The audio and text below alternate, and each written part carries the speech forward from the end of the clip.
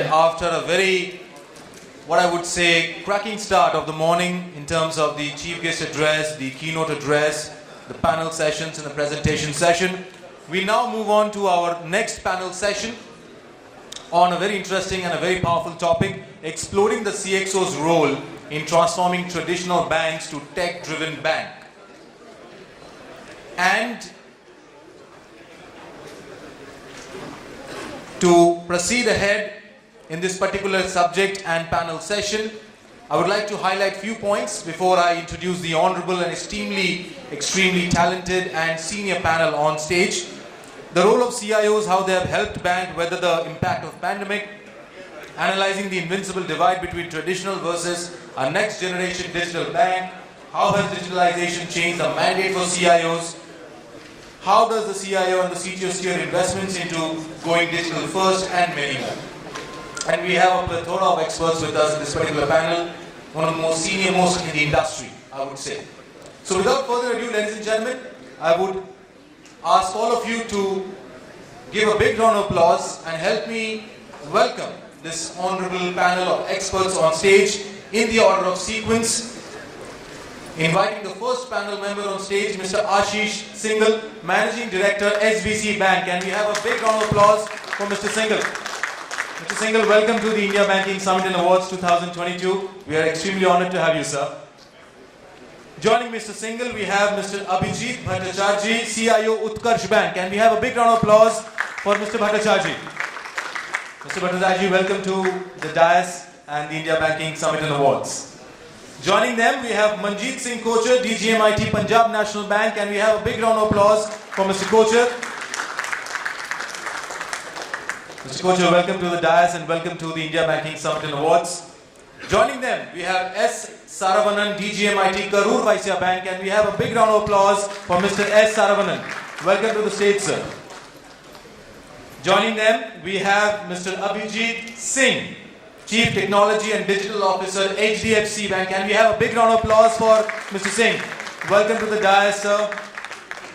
And now I would like to call on stage the honorable moderator of the panel, Mr. Haresh Hiranandani, Head Digital Transformation and EVP, Kotak Mahindra Bank. A big round of applause for Mr. Hiranandani.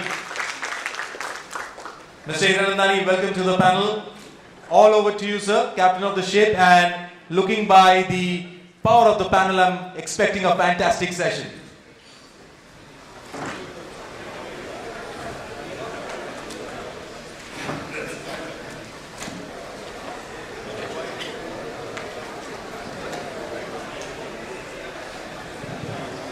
Is it on? Yeah.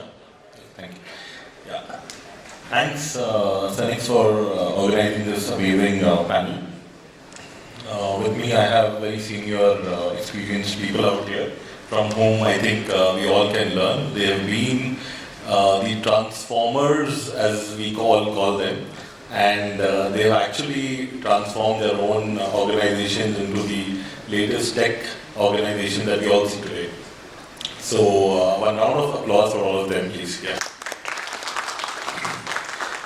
To start with, let me start with Mr. Abhijit Bhattacharjee and ask him a very interesting question. How do you see the role of CIOs, changing now?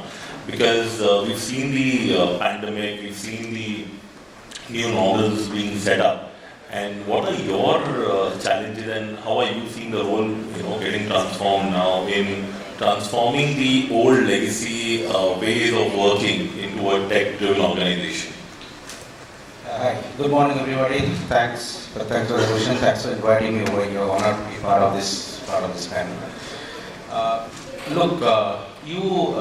Last 2 years probably have been the fast forward of last 10 years, especially on the digital side. You ask anyone in the room, everybody I think will agree. But I want to divide this part in 2 years. So first wave and the second wave. I think the technology transformation also happened in the first wave and the second wave. First wave, it was more of a people understanding how a technology can change the way we work, how the technology can change the way you do a product, how a technology can change the way the organizations are. The second wave is actually the consolidation wave, and that is what we are seeing as of now. People now know, well, this thing can be done this way. Now, how I can change the processes to achieve it? Now I have spent X amount to get this stuff there. Can I do a cost optimizations on this? Now I am now servicing the customers in a different way. Is there any other way I can service the customer? Any other way I can do automation to get the stuff done? So the consolidation of the digitization has come on the phase 2, which I say, which is for last 1 year or so. The third most important thing which has started, I think the emergence of the data as a part of along with the digital. As the customer servicing has, the productization has become very difficult, very different, not difficult, very different. The organization has started relying more on data in order to get the stuff done. But most importantly, I think this is a mindset changes happening across the industry. Even I know in 2019 or so, or 2020, everybody knew we need to do a tech enablement, tech partnership in order to take the organization in the next level. But these 2 years, the organization has actually realized we have to make tech as an equal partner for everything what we do. Otherwise, we cannot go ahead. So they have now an equal share of the seat on being board or being on implementation making. And that I think the biggest change in the approach happened across industries, across offices. So Abhijeet, on the similar lines, how do you see the role in terms of now when you say that it's more secure, more in terms of cost effective and so on? How do you see that now in the next 1 year shaping up? I mean, is the role going to be more leaner with a lot of cloud-based solutions? How do you see that? Okay, I think every product design, especially the industry at present banking, will have a heavy role of technology per se. Every product will be defined how the technology will be part of, not only in terms of acquisition, but only in terms of servicing or also giving the value. I think the point what I touched just now, I think while we have spoken about digital for the last 2 years, I think the data will become also a part of it, and I'm seeing the more and more data-driven solutions, which is having a digital element solution, is going to come going forward. And on the second, on the product side, you can see a lot of consolidation coming. In a sense, currently we give one organization give a particular kind of product. This technology and the data will help organization to give a lot of various types of process, and which I think going to be used by all organizations, because that's the only way you can have your growth set up. Thanks Abhijit. My next question is to Mr. Kochar, and that's on how banks can be more efficient, because efficiency is a key component, cost to income ratio is a key component, plus how does this digitization, especially in the tech-driven company, we see a lot of frauds and security matters being discussed at different levels. How do you see banks adopt to this secure efficiency and being cost effective in different ways? How do you see that? Good morning, everyone. You see, the banking efficiency, when we talk about the bank efficiency, we talk about the asset productivity. So how to increase asset productivity? There are some business realignment is to be done. Banks, traditional banks are into the business process re-engineering, depending upon the latest techniques to be used. When we talk about the business realignment, what we do is, we see that which product is giving low income or the tag is more. We try to shut off that products and we index those products which are giving you high productivity with and high efficiency with more tag. I want to say the turnaround time should be low. Besides that, we go for the channel optimization. We see what channels the customers are preferring nowadays. For this, we do a lot of market research and market optimization. And we see which channel is cost effective and which channel is time consuming, depending on all these factors, and in which channel the employees are spending more time. For that, we go for the lateral automation also. when we go for the automation, we see that employees should spend less time on transaction processing, and customers also should spend less time with more the channels. Gone are those days when business transformation was done. And for cost efficiency, what we do is that we take this, whatever is the latest cost production techniques we use. Besides that, when we go for automation, we see that staff productivity should be there. Because staff is the human capital of the banks, traditional banks. And when we see the staff productivity, we should give them lateral incentives also, so that they become more agile and more efficient, like lateral promotions, quick promotions, fast track promotions, everything which help them. And when we see talk about the cost efficiency and high productivity, what we are seeing is that after mergers of public sector banks, this efficiency has increased in the sense that I'll tell you some practical examples. We used to have 3 nominee directors in large corporates. Now we are having only 1 because 3 banks are merged. We are saving on cost and saving on everything. In a large consortium accounts, we used to have 18 banks. Now these 18 are reduced to 6. Now what used to happen in 18 banks? When some ad hoc facilities to be given to some borrower, or when he is in stress, we need to give some additional funding. All bankers used to say, sir, we will get back to you after getting approval from higher authorities. So getting approval from higher 18 banks is very, very difficult and time consuming. By the time approval comes, the business is gone, the account is gone. And now, taking approval from 6 banks is very, very easy. So this has increased the TAT, turnaround time, I am to say. And this has helped in making banks and customers more efficient and with less cost. Thanks, Mr. Manjit. It's very heartening to see the PSU banks, transform the way they are. The normal perception has always been that they are slow and they are unable to manage change. But I think with what Mr. Manjit is saying, there's a lot of merit in the transformation that he's doing at PNB right now. So, Mr. Manjit, any other case study or cost efficiency story, success story that you would like to share with the audience? Anything that comes to your mind? You see, 2 decades back, rather 3 decades back, when we started computerization, what challenges we faced and few success stories. In 26 branches in the remote Far East, Northeast, we didn't have electricity. So, one school of thought told us that we can't computerize those branches. And I said, no, we have to explore. Then what we did? We computerized those 26 branches with APMs with solar energy. And I still remember that costed only 30,000 per branch and we saved 15,000 in UPS because that comes in controlled voltage.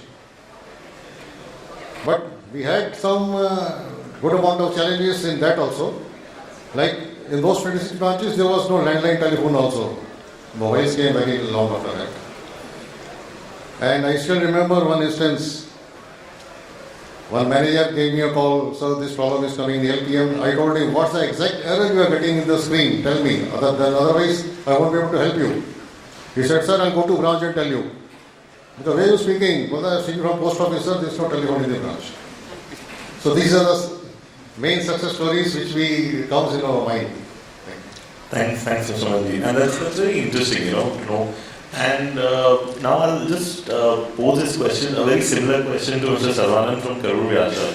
And would want to know how this digital, tech has been in, your success stories, your personal thoughts on how this digital tech has actually helped you go through this pandemic, and what are the things that you remember, and how do you think this is shaping up?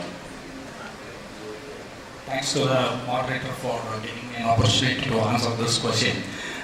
In fact, I feel I am a representative of all the fellow IT bankers on and off the dais, because every bank have experienced this issue and overcome this issue. And as the banking was classified under the essential sector, we need to operate as usual. So that was the first challenge. But the way we were operating earlier, it was not there. So that was the challenge. So this pandemic has taught every bank or banker in many ways. Whatever we thought essential is no more essential now. Brick and mortar banking, face-to-face meeting, high-level meetings especially. So all these have become non-essential. But still, we could do the business and make profits. So many things were done during this pandemic, and change is always inevitable. And accepting the change, always a challenge is there. But it was the order of the day. Every banker or a customer has to accept this change and to take up the new dimension of the banking. Yes, it was, and we could also succeed in that. We were lucky enough because the term digital transformation came some 3-4 years back, and we also stepped into that area. So already we have migrated from manual to automation, but still the digital transformation, many banks have given a different meaning to the digital transformation. So, as per, we thought we will also give some new experience. See, we do have every product on the digital front, but still the transformation on the digital front, along with the customer, we thought it makes sense. So, we introduced two big products, one on the liability side, another one on the asset side. So to start with, we focused on the liability product, right? So which has helped the retail customers a lot. So people could not come to the branch to do their day in, day out carry out their financial needs. So of course, the channel has helped a lot, especially the mobile and internet banking has helped the retail customers a lot.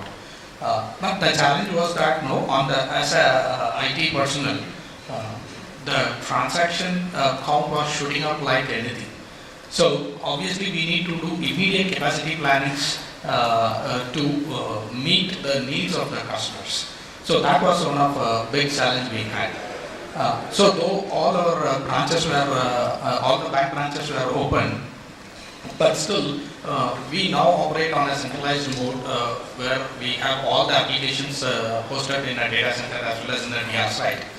So having people at the data center to support all the branches and to maintain the core infrastructure, that was again a big challenge. So obviously it has to run 24/7, and challenges was there in different forms, right? People could not reach the office when they go for the night shift and all. The policemen were simply questioning which bank is functioning at the night time. So obviously we couldn't explain each and every moment. So that was one of the pain points which we had during the pandemic. But thanks to the Almighty, we came across, we have crossed the pandemic. So the capacity planning was one big challenge which we could overcome. And this change, at least we could do some relaxation for the back offices or to the regional as well as the circle offices.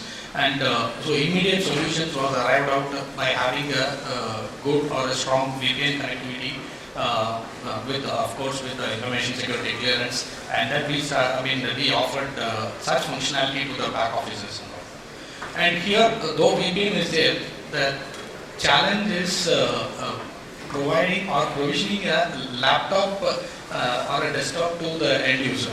So all of a sudden the laptop prices got surged and out of stock was there. So we ran pillar to post in arranging those kind of assets as well as for the connectivity. So both these things played a major role. We could succeed in that area also. And last but not the least, satisfying the top management with their needs is again a big challenge.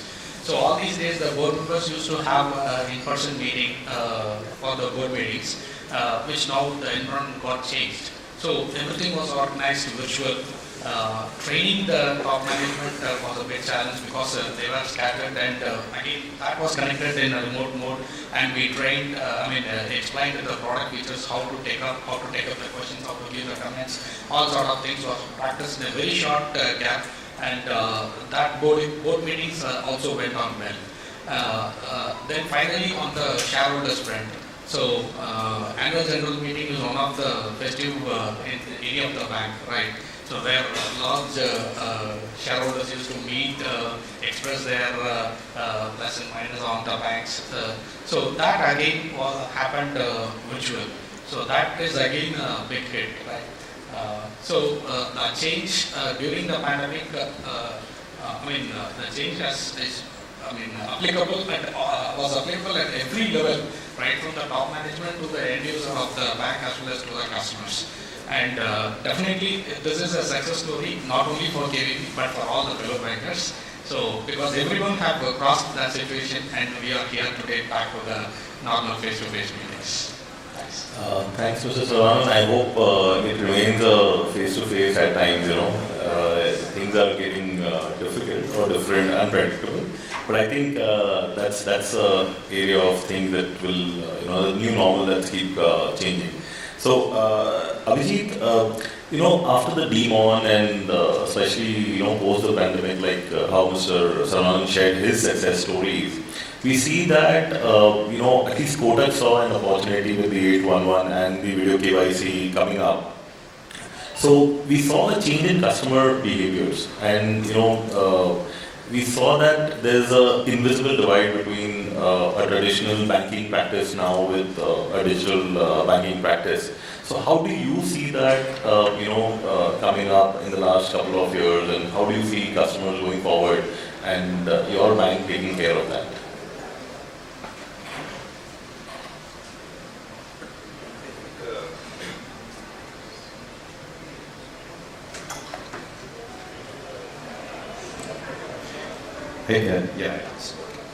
But sorry, first, apologies, I have a little bad throat, but we'll continue. I think the COVID at least taught, and I think all of us were anyway discussing this prior to COVID, that the future is digital. But we were having different, every bank had its own way of doing it. Some banks had a digital department, some banks were making digital products, but I think post-COVID, one realized that digital is going to be a part of your life, no matter what you do.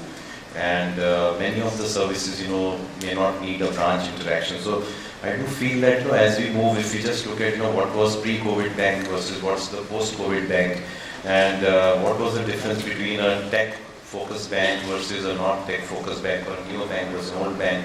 You had, in the past, if you take, just the branch experience, you had a siloed digital and branch banking unit. So there were two different hierarchies, I remember, where I was working. In all the banks, there would be a head of branch banking and a head of digital banking. And these two people will be working sometimes collaboratively, sometimes maybe by chance, not by design, but by chance, working on competing objectives without knowing. But as we're moving forward, it's become very important that even your sabjiwala is going to take payment on Google Pay, no matter what you do.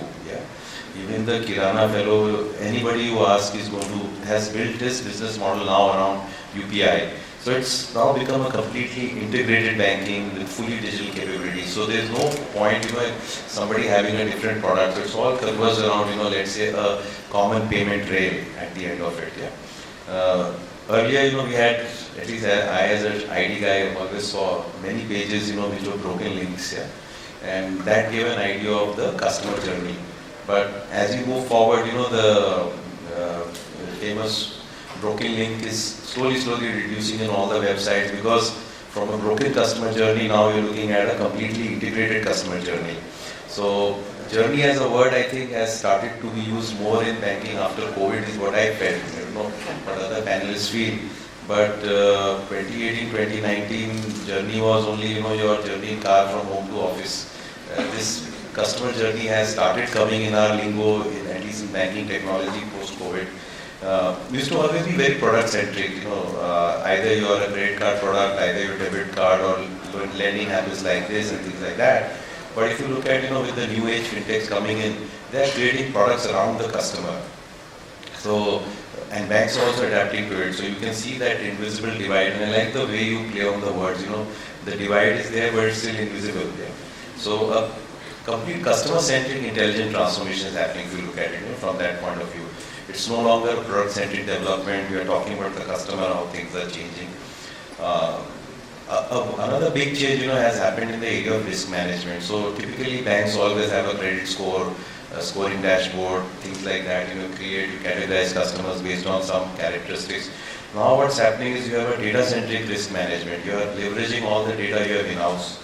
You're also using alternate sources of data. So in a way, you are making life easy. So if I look at, let's say, home loan journey itself, the time to say yes would have been days. Yeah. Now there are some players, including us, who can give an answer in 5 minutes, or 2 minutes, depending on how fast you are.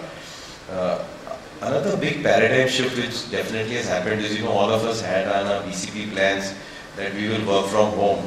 So most of the banks, religiously would choose one day in a year or one day in 6 months where half the team will work from home, and we would always think it will never work. Yeah.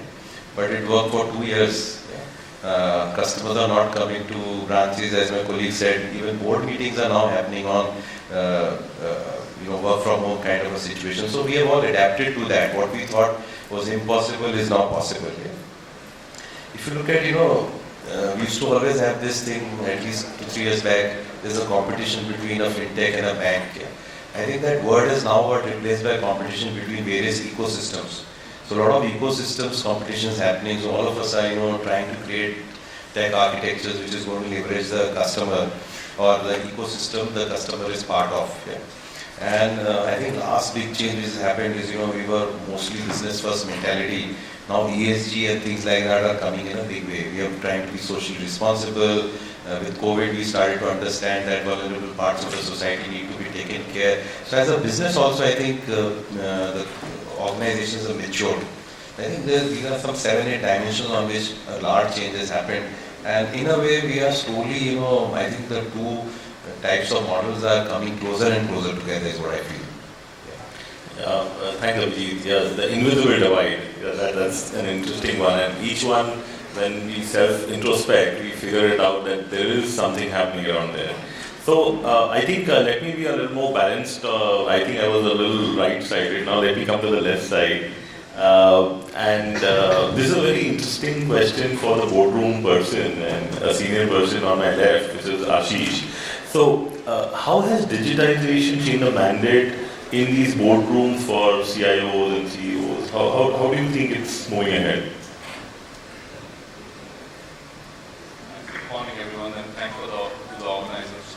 So interesting question, and I like what one of our fellow panelists mentioned, that when digital wave happened or the pandemic happened, it was not only that the branches were impacted or the branch employees were impacted, colleagues were impacted, the customer changed. And board had no option but to change, because the change also went to the AGMs. So across the board, everything changed. And what is important, I think the difference between the boardroom discussions pre-pandemic and post-pandemic, one is it's okay for board members to join these meetings virtually. They don't have to travel, physically be present, etc. And everyone has got used to that and comfortable with that. Coming and gone are also those days where somebody would remind on a virtual call that you are on mute. So I think everybody has become conscious of that fact, and it's got into the blood. Now connectivities have improved. From a discussion perspective on the overall organization, I think technology, which used to be seen as an enabling function maybe 3-4 years back, is core driving function today. So the way a board would look at tech initiatives or the tech people, resources, etc., has undergone a substantial change. The willingness to invest in technology is undergoing a change. Now the questions are no longer that should we invest in technology. The questions are more around which technology to invest, what are the competing technologies, And what should be the duration of this investment or the payback period of this investment? Shall we invest in something today with a view of 5 years, or is it more closer 3-year view that one should look at? How do you quickly implement the technology? How do you manage change which this tech implementation will bring in? A lot of discussions are focused on the organizational change which is required to be able to take this leap and how do we enable people using tech.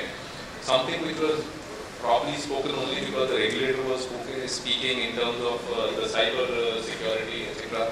That has become centerpiece of the discussion today. Is there a measured risk which we are taking? How do we mitigate the risk?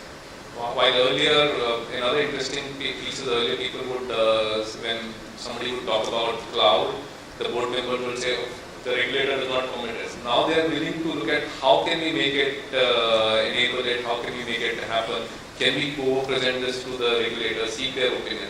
So everything seems to be moving forward, and tech, as I mentioned, what it used to be enabler, it's a hygiene today, and hence a lot of discussions, the whole understanding of some of the board, a lot of board members, virtually all, and appreciation about technology has changed. I know, when Demon happened, suddenly everybody moved and started using digital wallet, etc. Still, a lot of people were hesitant. Will it be safe? Will it be secure? But today, you see all the senior board members being very, very comfortable with it. So I think overall, a lot of things have changed, and everything augurs well. Thanks. So some boardroom discussions outside the boardroom. Yeah, that's very interesting. So if so much tech is there, then how does somebody, what's the role of humans in the tech or in the banking system then? I think we need some light there. So Abhijit, if you can share of how do you plan to create a cyborg, or how do you want to collaborate automation technology with humans to create a better banking system? If you can throw some light there. Well, certainly, I think the world going forward is as I strongly believe, is a human plus machine combination. So some things are very easy for us, like folding a shirt is very easy for us. The same thing for a robot is very difficult. So those are the areas where I think you shouldn't create a AI engine or a robot to do some things.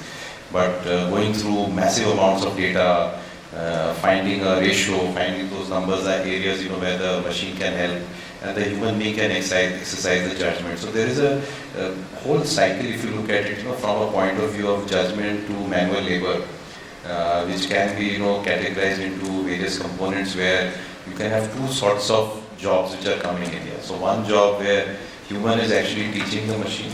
Yeah. So how do you be repetitive? So some things that we are doing in our company also, where emails, customer service emails are coming, the human being is teaching the machine that what category is this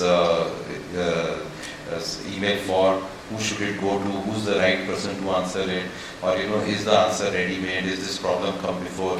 So how does productivity come in? Yeah? And in other cases is how does the machine actually help the human being become a superman or superwoman? And there are those capabilities, let's say credit area, in other areas, where actually it can augment. So I do see that, as you move forward, all organizations will need to take this call that it's not about replacing the human. I think as we started off, this discussion was around, that machines will come and take human job. There is a whole school which believes in that. But that's going to be difficult because, there are a lot of things human beings do which may be difficult for a machine to do. But the world of tomorrow, at least in banking, will be a human plus machine combination. And even if you take auto industry, for example, like putting a screw, I come from auto, my background has been in auto. So putting a screw into a hole is an easy job for a human being versus, for a robot, it has to look at so many dimensions to come to it. But, having a very large chassis and putting it there is difficult for a human being. So tasks have to be therefore allocated very nicely by the leadership. And leadership has to have a view that machine will help human and it's not going to replace the human being. Thanks. So from one Abhijit to the other Abhijit, so how do you see, I think boardroom conversations are good, collaboration, tech, humans is good. But finally, does it all belong, boil down to a culture that the organization is setting it up, whether it's the senior management or the board? And what's the role of the CXO, Abhijit, that you think is to move the culture from the old traditional banking thought process to a tech-driven? So how does the CXO play a part there, and how does he manage to convert the thought process there and create more digital subunits, or at least a digital thought within every subunit of the bank? Thanks. So quite a few interesting comments. Look, there is your main is a new word. In the earlier days is when the Intel came up with the chips. There's a name used to go, okay, Intel inside, idiot outside. Now, no, I have seen adoption being a challenge, technology challenge for generation. Whatever we are speaking over here, a boardroom getting adopted. We are getting adopted. I can do a DR. The full team can work towards it. Now, pandemic have hastened, okay, but technology was not Zoom there 5 years back. It was there. Was not video conferencing meetings was there. It was there 5 years back, but nobody looked into it that seriously. I remember in my earlier organization, I used to support business team who used to sit either in north or in south, and I used to, for a small meeting I had to travel for Delhi or Bangalore. I used to ask them to do a meeting in video, and also took the business top to down. They all used to refuse, and they used to say, "I need you here, otherwise you can't do the meeting."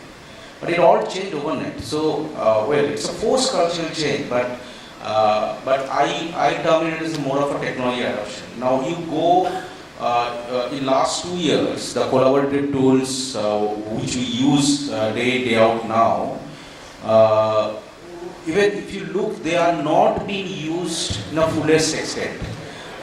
You'll find a lot of functionalities and facilities and tools are available currently in our day-to-day life, which can make the technology better. Digital is not only making a big bang change. Digital is also making small changes in your daily life, the way you work, and come up with a different item. I have seen very interesting example. I remember I have seen one business guy, and he's very good in Excel, but that guy have learned Python in order to exponentially improve his current capability. What he's doing in Excel. So, and it is not very difficult. Somebody say, well, coding may not be a high level job. I don't want to do a coding, but if you understand how these things work, it's not actually coding. These are tools which you probably use in your daily life. It's like WhatsApp, whatsoever. But you need to know how to use it. So, so the adoption of a technology is a challenge also, and it is going to remain a challenge also. And it has to be top down. Unless you put the stuff on a top down basis, you really cannot make that product or services enabled for the organization. And it has to be continuous, because you do a particular stuff and you forget, then it doesn't work. And it has to be always on the face. There is a very big statement from the Apple founders. He said people really don't know what they want. You have to show it to them what they want, and then they actually do. I remember an incident that happened in my organization. So in all the collaborative tools, you see there is a file sharing option. So multiple people can work on the same file. Okay. People don't use it. Okay. A lot of people don't use it because people don't know how to actually use it. One, and what are the advantage of doing it. Okay. Now, what happened? We tried to send emailers, we tried to send some training messages, some voice messages to people started using it. But I didn't see any adoption.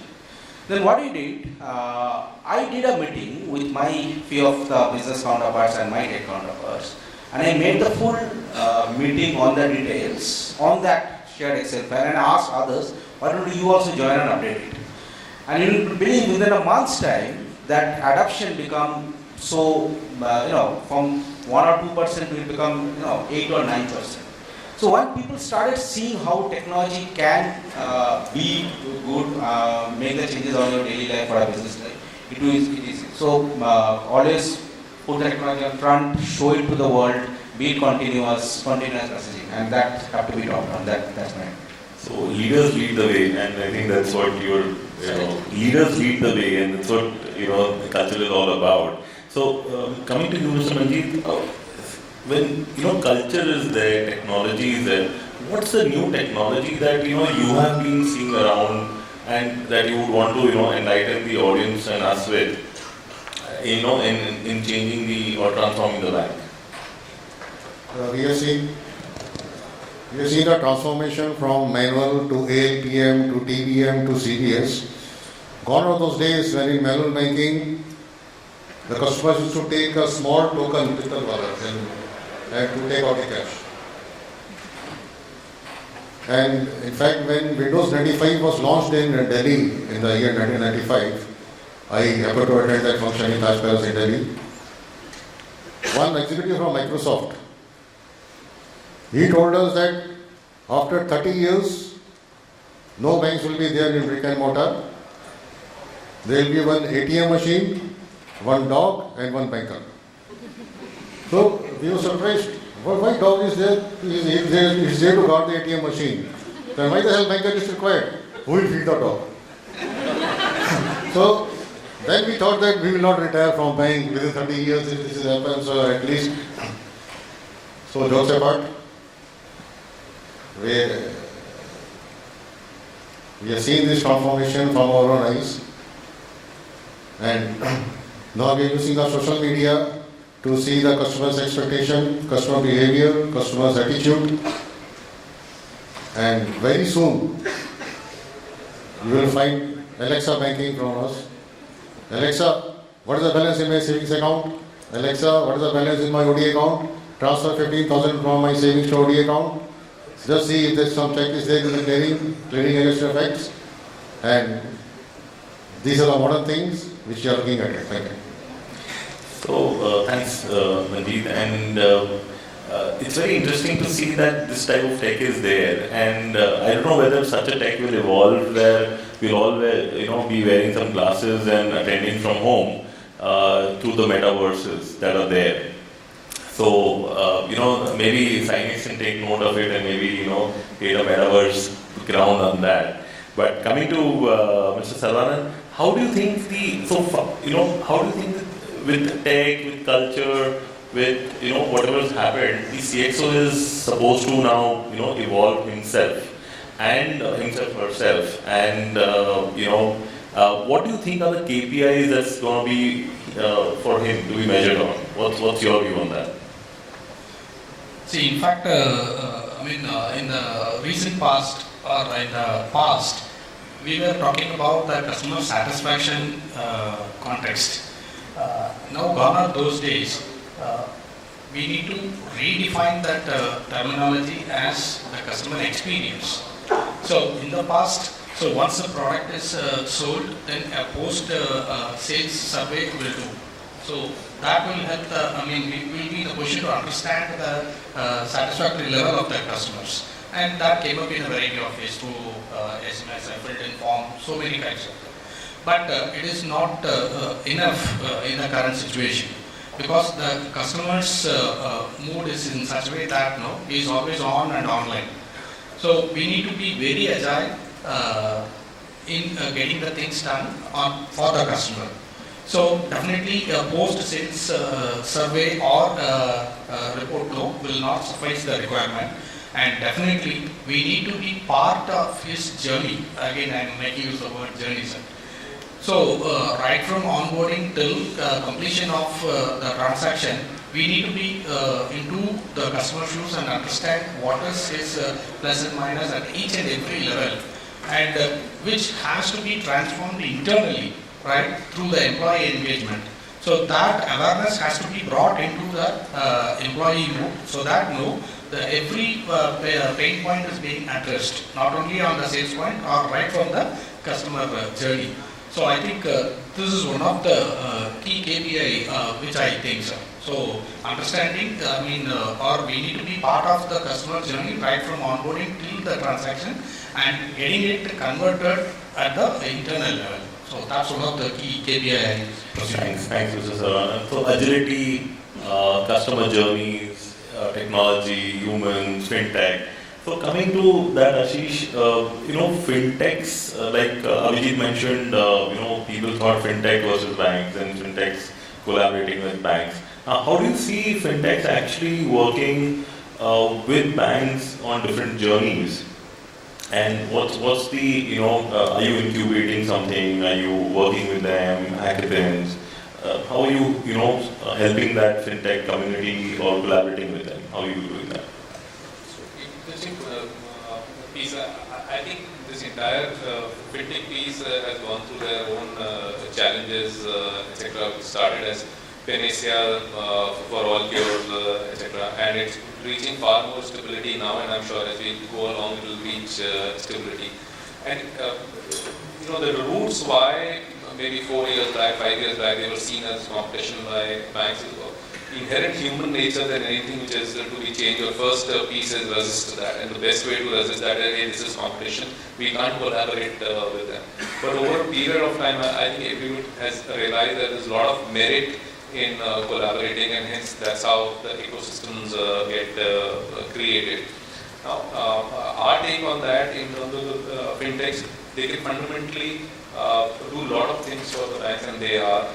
And I'm not even talking about any specific industry area, whether it is in transaction banking, whether it is in savings, whether it's in lending piece, wealth management piece. All those are functional areas which can be addressed. But a couple of core pieces, the velocity of change, what we have seen in the last 5 years has been immense. And if one wants to go back to the industry, 30 years, 40 years, the industry used to change probably once in the generation, then it started changing once in 10 years, 15 years. But our sense is that given the pace which one has seen, the acceleration is only going to improve. So every 2 years, you will see an industry changing, an entire paradigm changing. So if you have, if that is how the industry is going to change, that is how the customer expectations are going to change. Any industry, any organization, more so the regulated entities, they will need to figure out ways on how to meet those expectations. And it's very difficult to change your, let's say, CBS piece, but it's easy to build a wrapper around CBS. Now, if you have to build a wrapper around CBS, there are fintechs which are playing a role that they will manage end-to-end. They would have solved it for a lot of customers. They have the experience.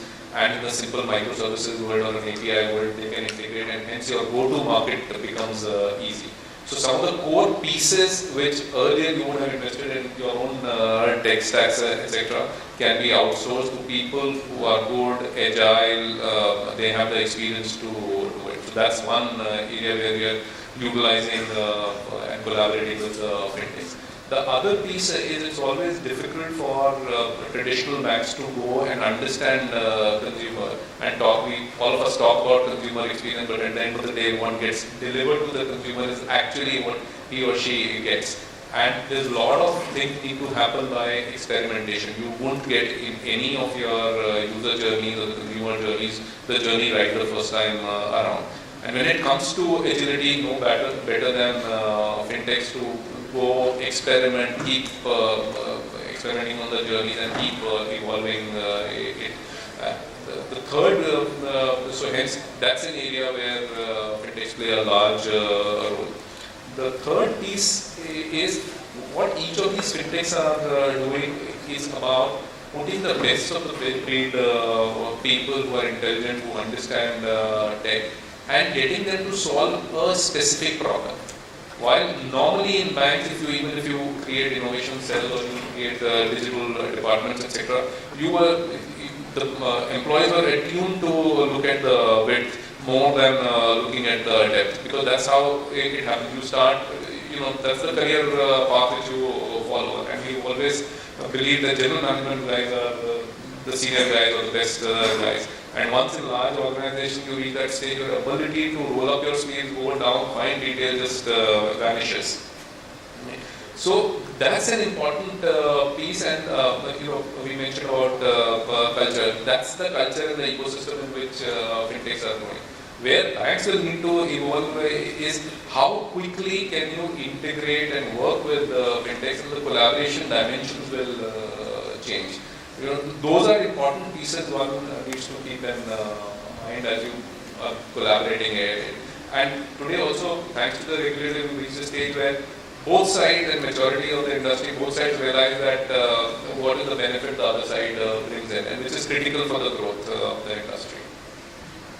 Yeah, thanks Ashish. So that brings me to the closure of this panel.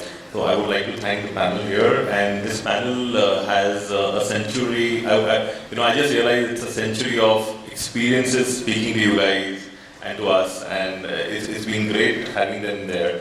So definitely ecosystem, fintech, and it's very encouraging for the fintechs who are listening to us also. That banks and fintechs would collaborate, would form a great partnership to evolve. So I'm just opening this up for questions. If you have any questions in the audience right now, do we have anything? Thank you, Haresh. I think we have 2 more minutes. So, any quick questions for the esteemed panel? I would request if anybody has a question, please raise your hand. You'll be given the mic, and please introduce yourself, your organization, and the question to which panel member it is directed. Any questions? I think you answered all. So, thank you so much, honorable panel members. A big round of applause for this fantastic panel. Mr. Ashish Singhal from HDFC, Abhijeet Bhattacharjee from Utkarsh Bank, Manjit Singh from PNB, SARAVANAN from Karur Vysya Bank, Abhijit Singh from HDFC, and Haresh Hiranandani for wonderfully moderating the panel from Kotak Mahindra Bank. I would request the panel members to kindly be on stage for 1 more minute, and I would like to call on stage Mr. Anil Rajanala, Business Head from Signet Infotech, to kindly do the honors. Anilji, thank you so much.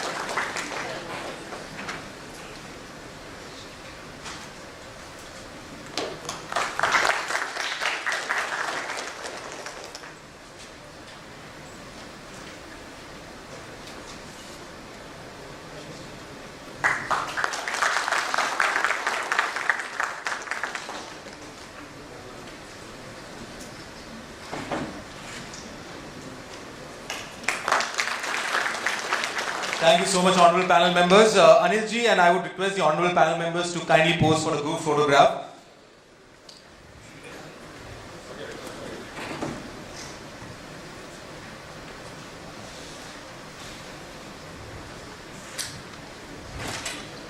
Thank you so much, honorable panel members. Final round of applause for this wonderful panel here, ladies and gentlemen. Very senior experts from the industry. Ashish Singhal from SVC, Abhijeet Bhattacharjee from Utkarsh, Manjit Singh from PNB, Saravanan from Karur Vysya Bank, Abhijit Singh from HDFC, and Haresh Hiranandani from Kotak Mahindra Bank. Thank you so much, gentlemen, for giving your valuable time, inputs, and thoughts in this wonderful panel session.